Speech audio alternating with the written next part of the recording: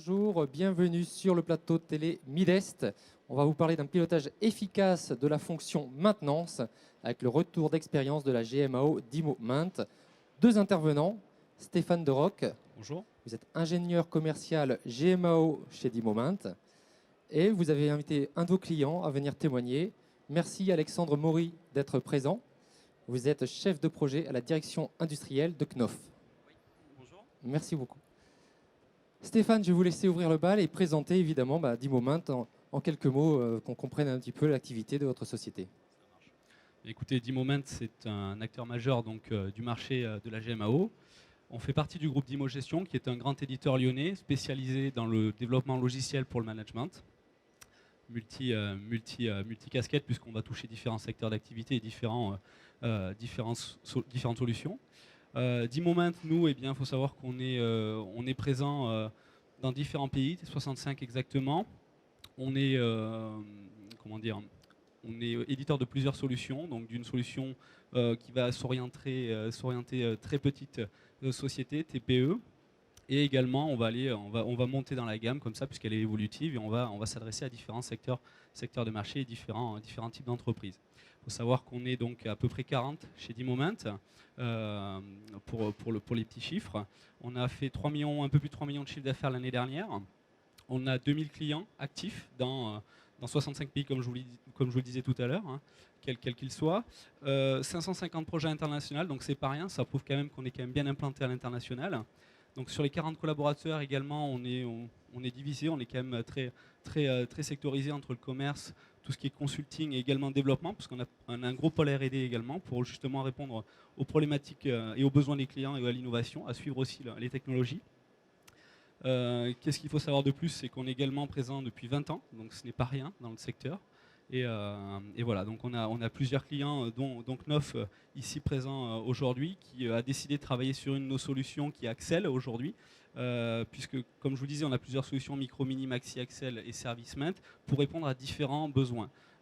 Et également différents supports, puisqu'on peut répondre à la fois des besoins client-serveur, mais à la fois des besoins web pour les clients qui désirent cette technologie. Voilà. Et désormais, depuis l'année dernière, on travaille également le domaine du SAV, un domaine qu'on ne connaissait pas jusqu'alors, mais qui désormais, grâce à l'acquisition de cette solution, nous permet d'attaquer ce marché-là. Voilà. Pour les petits chiffres et terminer là-dessus, et je passerai la main à mon cher ami. Il faut savoir aussi que les solutions, et c'est ce qui fait aussi notre force à l'étranger et à l'international, c'est que nos solutions sont disponibles en 13 langues désormais, dont le chinois et le japonais depuis peu, ce qui nous permet d'aller chercher le marché asiatique aussi. Voilà. Merci beaucoup pour cette présentation rapide. Alexandre Maury, merci de venir témoigner et partager votre expérience. Est-ce que pour commencer, vous pouvez nous présenter le groupe Knof ? Oui, bonjour, donc Alexandre Maury. Donc Knof est un groupe d'origine familiale, d'origine allemande, qui est présent dans les métiers du bâtiment, avec 3 branches d'activité principales dans le métier du bâtiment, qui sont la plaque de plâtre, qui sont la laine de verre, laine de roche, et qui sont l'isolation, surtout à base de polystyrène. On a aussi une activité emballage qui est représentée par le groupe. Voilà. Le groupe, à l'échelle du monde, c'est 20 000 personnes. Et Knof est présent dans 40 pays.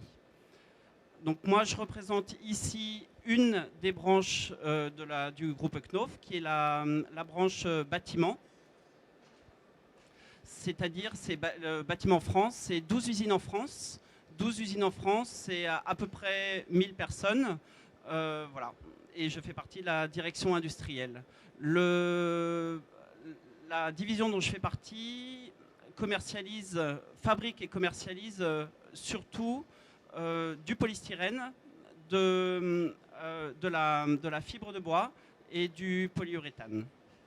Voilà. Merci beaucoup pour cette présentation. Donc Stéphane Deroc, là on a un client plutôt important par la taille, mais vous l'avez dit en introduction, vos solutions peuvent adresser directement les PME également. Hein. Exactement, hein, comme je le disais en préambule, c'est vrai qu'on a des solutions qui sont très petites, qui sont là justement pour les sociétés qui veulent commencer à mettre le pied à l'étrier et à informatiser justement leur maintenance. mais on a également des solutions qui peuvent répondre à des problématiques beaucoup plus importantes avec du multisite, avec justement, on le verra tout à l'heure dans la présentation, mais plusieurs sites notamment aussi à l'étranger qu'on est en train de développer. Donc on a des solutions comme Axel, comme Aximen qui peuvent répondre justement à ces problématiques et voir un peu plus grand. Voilà. Alors, Alexandre Maury, est-ce que vous pouvez nous expliquer l'origine du projet maintenance et les objectifs initiaux de ce projet? Alors, je voudrais tout d'abord préciser le périmètre. J'ai parlé de beaucoup d'usines à l'échelle mondiale. Le périmètre du projet, il est localisé sur le périmètre Bâtiment France, donc sur les 12 usines. C'est un projet qui a été initié dans les années 2000. Donc moi, je suis chef de projet à la direction industrielle et j'ai été missionné par mon directeur industriel pour un projet qui a été baptisé Projet Maintenance 2000, qui avait deux objectifs principaux. Le premier, c'était donc avec des sites de fabrication qui avaient des méthodes un peu diversifiées, c'est de standardiser les méthodes. Et le deuxième objectif, c'était justement pour standardiser les méthodes, c'est de mettre en place un outil de GMAO. Oui, il faut que je rajoute une chose importante. L'outil de GMAO, une des contraintes dans le cahier de charge, c'était qu'il soit simple et facile à mettre en œuvre. Donc ça, c'était par rapport à nos petites structures. Alors, on va peut-être demander à Stéphane de réagir par rapport à la simplicité de mise en œuvre. Oui, c'est vrai que quand on parle de simplicité, c'est vrai qu'on est sur une gamme de produits chez D-Moment où c'est du clé en main. C'est-à-dire qu'il faut très peu de temps de mise en place et de déploiement. Une fois que le client a choisi et a sélectionné son paramétrage pour justement l'utiliser et l'exploiter.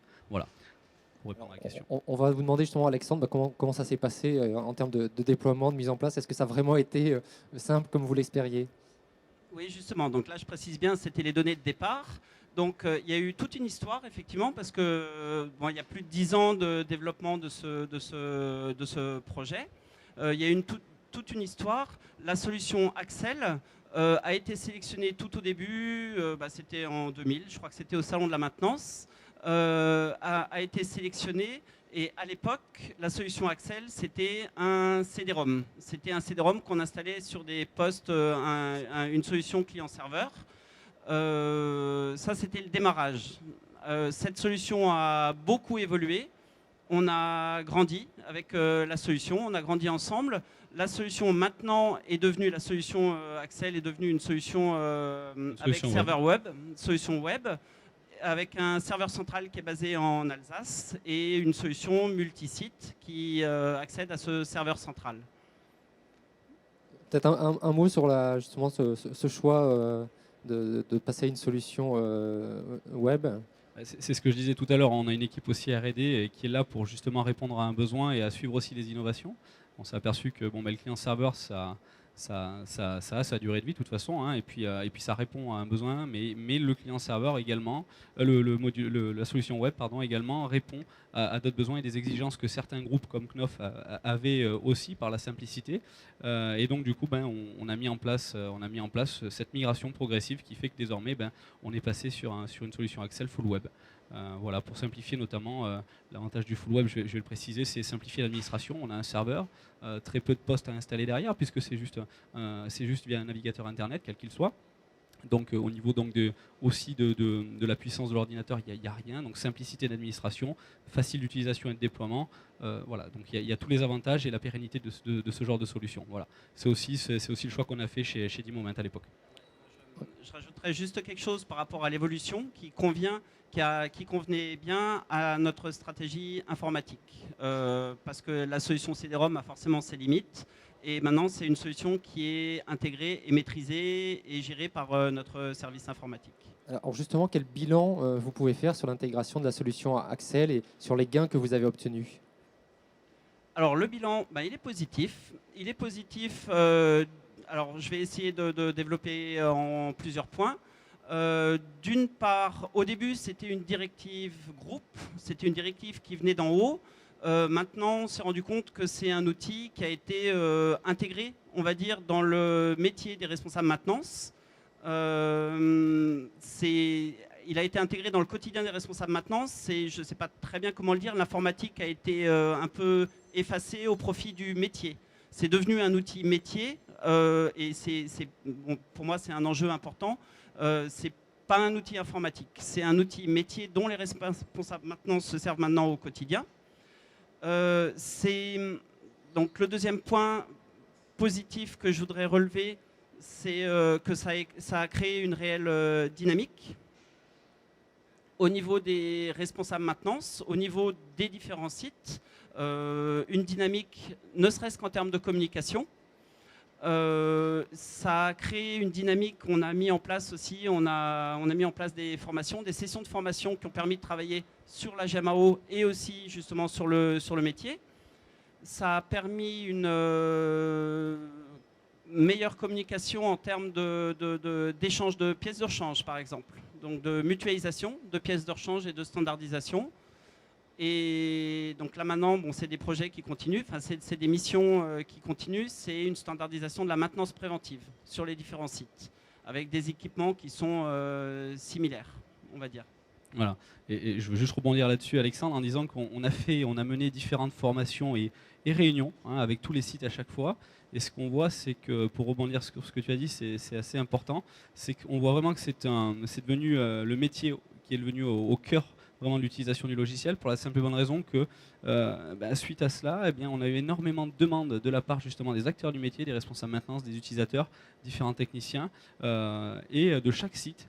Et on a vu que la mayonnaise a bien pris justement, chacun avait sa petite idée et au fur et à mesure, eh bien, on a réussi à développer des nouvelles fonctionnalités dans l'outil, grâce notamment aux remontées qu'ont pu faire les utilisateurs Knauf. Notamment une dernière il n'y a pas si longtemps que ça et qui est en train d'être développée. Donc c'est en constante évolution et on suit aussi, on est attentif à ça, on est attentif à l'écoute de nos clients et aux besoins et on essaie d'y répondre au mieux. Voilà. Alexandre Maury, est-ce qu'on peut donner un ou deux chiffres, même si c'est toujours difficile à quantifier sur le retour sur investissement, entre guillemets? Alors, c'est effectivement très difficile à quantifier puisque c'est des démarches à moyen terme, voire long terme. Un des chiffres clés que je retiendrai, c'est que la mise en place de l'outil n'a pas engendré de ressources supplémentaires. On entend souvent dire on met en place des outils informatiques, donc il faut une demi-ressource, une ressource ou plus en plus dans le service. Donc réellement, ça n'a pas engendré de ressources supplémentaires. Ensuite, au niveau des indicateurs, il y en a beaucoup. C'est assez difficile de mesurer l'impact de la GMAO réellement sur les indicateurs, parce qu'il y a d'autres démarches techniques d'amélioration. Ce que je retiendrai, c'est par exemple l'exemple d'un site sur lequel on a, lors de ces dernières années, approximativement augmenté la maintenance préventive de l'ordre de 20%, avec des coûts de maintenance qui ont diminué de 10%. Sur un site en particulier, mais la moyenne est dans ce sens-là. La moyenne, il n'y a pas eu d'augmentation majeure des coûts de maintenance et on est plutôt en diminution à périmètre équivalent. On est quand même sur des chiffres assez significatifs. Vous souhaitez réagir sur ces éléments, Stéphane ? Non, après c'est vrai que moi j'ai pas grand chose à dire là-dessus. C'est vrai que chaque client, chaque site a vraiment son utilisation. En fonction de l'utilisation, on va avoir des gains plus ou moins. C'est difficilement quantifiable dès le départ et à expliquer aussi au début d'un projet, mais ça se voit sur le long terme. Et là, il l'a bien expliqué. Chaque site vraiment différent. Mais voilà, on est dans cette moyenne-là. De toute façon, il y a déjà eu une étude qui a été menée là-dessus et on retrouve un petit peu cette tendance. Voilà.